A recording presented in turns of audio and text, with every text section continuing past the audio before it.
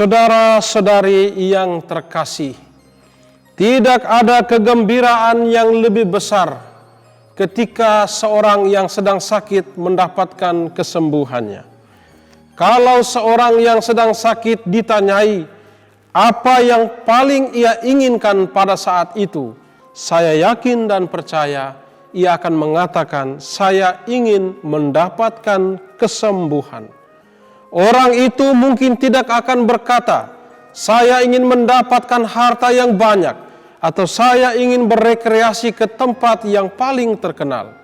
Tetapi dia pasti akan berkata, saya ingin sembuh. Itu saja sudah cukup bagi dia saat itu. Hari ini kita mendengarkan tentang Yesus yang menyembuhkan orang sakit, orang yang mati tangan kanannya. Bayangkan, ketika orang lain sibuk dengan berbagai macam aktivitas, orang itu ada dalam penderitaan. Ia tidak bisa menggerakkan tangannya. Mungkin untuk menolong dirinya sendiri, ia mengalami kesulitan. Yesus mengetahui kebutuhan orang itu.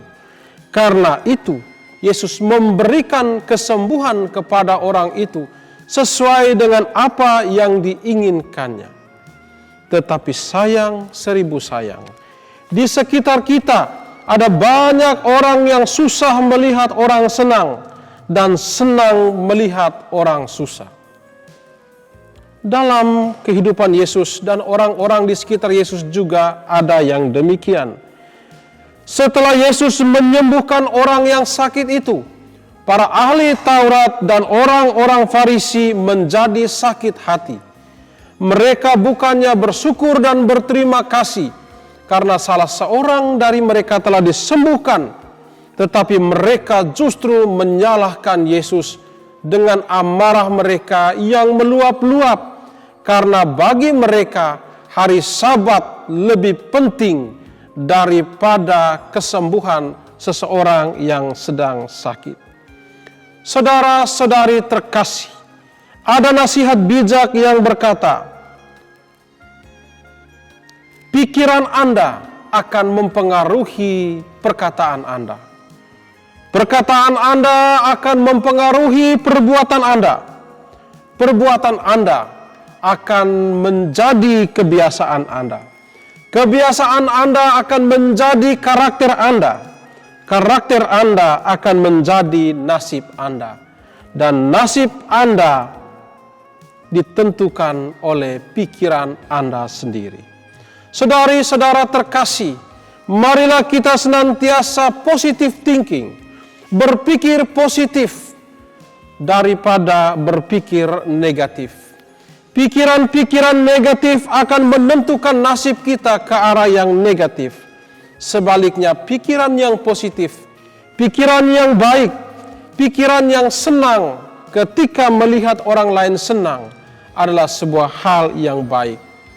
Apakah dalam hidup kita selalu berpikir positif, ataukah sebaliknya, hidup kita penuh dengan pikiran-pikiran negatif?